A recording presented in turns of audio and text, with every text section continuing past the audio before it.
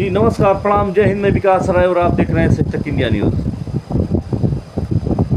तो जैसा कि लोकसभा का चुनाव संपन्न हो गया, शांतिपूर्ण से हुआ और अनुमानित आंकड़ा 55% का था, जो एक 55% से था। और ऐसे में कौन कहां से जीत रहा है, मैं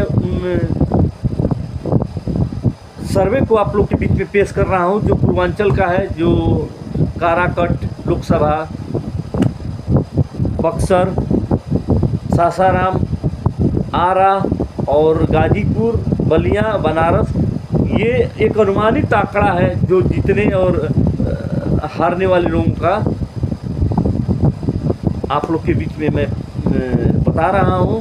तो सबसे पहले शुरू करते हैं काराकट, जहां पवन सिंह वहां से निर्दल प्रत्याशी के तौर पे अपना भाग्य आजमाने के लिए पहुंचे हुए थे। वहां सीधी लड़ाई राजाराम और उपेंद्र कुशवाहा, जो राजाराम माले इंडिया गठबंधन के प्रत्याशी के तौर पे थे और एनडीए प्रत्याशी के तौर पे उपेंद्र कुशवाहा थे। लेकिन बीच में जब पवन सिंह की एंट्री होती है और पवन सिंह जब वहाँ एंट्री करते हैं, उसके बाद माहौल वहाँ का बदल जाता है, क्योंकि पवन सिंह अपने आप को पावर स्टार और सुपरस्टार खुद मानते हैं। और वहाँ के देश के युवा जो भोजपुरी जानते हैं, वह पवन सिंह के प्रति इतना दीवानगी है कि वो लोग बाहर से टिकट कटा करके और पवन सिंह को देखने और सुनने के लिए बॉम्बे से, देश के कोने कोने से युवा पहुंच रहे थे काराकट में। और काराकट एक देश का ग्राउंड बन गया था, एक हब बन गया था। और ऐसे में पवन सिंह उन अभिनेताओं को, अभिनेत्रियों को, उन गायक, उन गायिकाओं को उतार दिए थे, जो गली गली में एक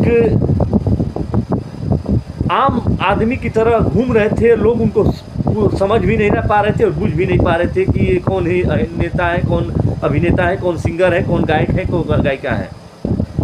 वो लोग की स्थिति ऐसी थी कि हमने देखा कि एक जगह तो एक अभिनेत्री एक गरीब के घर पे जाके वो लहना चला रही थी, एक गायिका थी, क्योंकि उसके घर में कोई नहीं था। बोली कि आप आइए, थोड़ा चला दीजिए, घर में मैं बुढ़ी हूँ। ऐसा स्थिति था कि जो काम करना पड़ता तो वो लोग भी करते थे। जिनको देखने के लिए लाखों की भीड़ स्टेज पे जमा होती थी, पैसा का टिकट कटता है, वो लोग भी आज पवन सिंह के चलते गली गली में घूम रहे थे, कोई बाकी नहीं था। इसलिए पवन सिंह का पलड़ा वहाँ भारी नजर आ रहा है। और राजाराम और पवन सिंह के बीच में माले के उम्मीदवार राजाराम जी और पवन सिंह के बीच में सीधी टक्कर है, जिसमें पवन सिंह का पलड़ा भारी है और पवन सिंह को जीत निश्चित नजर आ रहा है।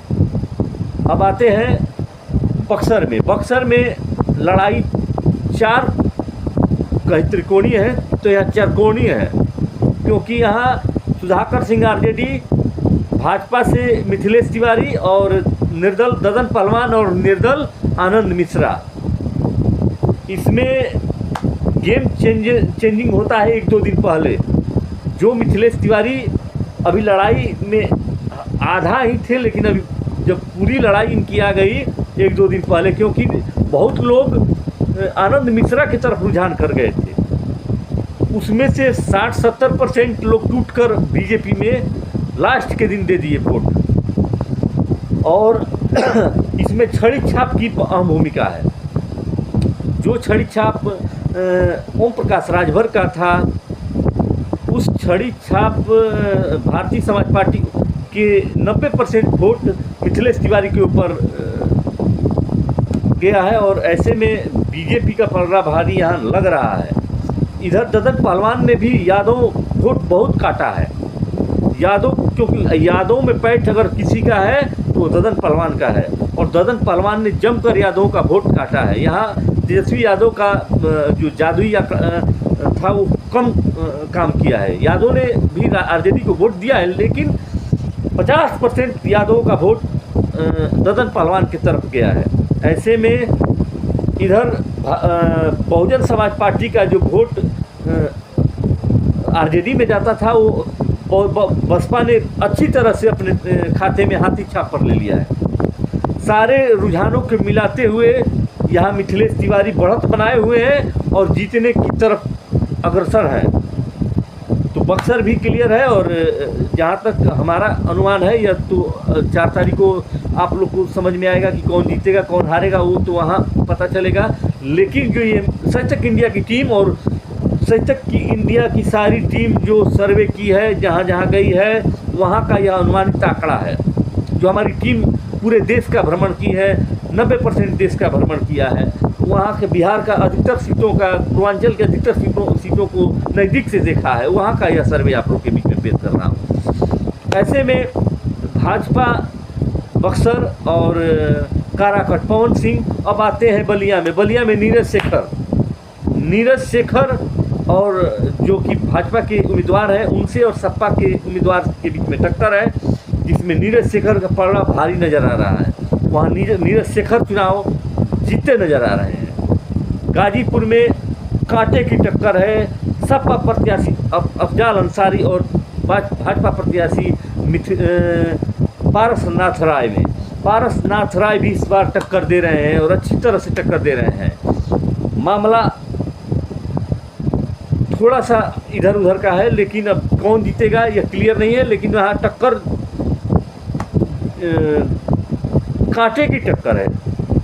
अब आते हैं आरा में। आरा में आर.के. सिंह, जिसे विकास पुरुष के नाम से जाना जाता है। पहले तो लग रहा था कि वहाँ राजपूतों का गोलबंदी होगा, लेकिन बाद में जाकर विकास के नाम पर, नरेंद्र मोदी के नाम पर और खुद विकास पुरुष आर.के. सिन्हा के नाम पर वहाँ आर.के. सिंह जीतते नज़र आ रहे हैं।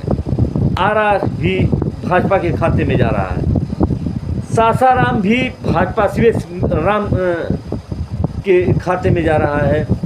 और बलिया हो गया, बक्सर हो गया, काराकट हो गया, गाजीपुर हो गया। बनारस में नरेंद्र मोदी जीतते नज़र आ रहे हैं। वहाँ अजय राय है कांग्रेस के उम्मीदवार, लेकिन वहाँ पे पलड़ा सबसे ज़्यादा भारी है प्रधानमंत्री नरेंद्र मोदी का, और वो जीतते हुए नज़र आ रहे हैं। जीत चुके हैं एक तरह से, मानिए। अभी तो 4 तारीख को पता चलेगा, लेकिन नरेंद्र मोदी का कंफर्म है कि वो जीतते नज़र आ रहे हैं। अब आते हैं घोसी में। घोसी में भी छड़ी की लड़ाई है, छड़ी में और सपा में। राजीव राय और छड़ी में। तो राजीव राय है सपा से, और छड़ी से है आपका भारतीय समाज पार्टी से है ओम प्रकाश राजभर के बेटे अरविंद राजभर। तो वहाँ भी छड़ी ही नज़र आ रही है, छड़ी ही निकलती नज़र आ रही है। अब आते हैं, तो ये रहे आंकड़े पूर्वांचल के, बिहार के और बिहार के सटे गाजीपुर, बलिया, घोसी के, बनारस के। तो आप लोग से फिर मिलेंगे 4 तारीख को, और वह परिणाम क्या होता है मेरा और परिणाम क्या होता है उस चुनाव ईवीएम का, ये तो आने वाला वक्त बताएगा 4 तारीख को। लेकिन जहाँ तक अनुमान है वह सर्वे है, एक सर्वे है, इसको आप दिल पे न लीजिएगा। किसी पार्टी न किसी पॉलिटिक्स न किसी तरह का बात आप लोग दिमाग में लीजिए, क्योंकि यह एक सर्वे है, और यह सर्वे है एक हमारी टीम सच तक इंडिया न्यूज़ के, हमारी उस टीम का, हमारा और हमारी उस टीम का, सच तक इंडिया न्यूज़ की टीम का। आप लोग बने रहिएगा सच तक इंडिया न्यूज़ के साथ। तब तक फिर मिलेंगे किसी खबर के साथ, किसी न्यूज़ के साथ। तब तक बने रहिए सच तक इंडिया न्यूज़ के साथ।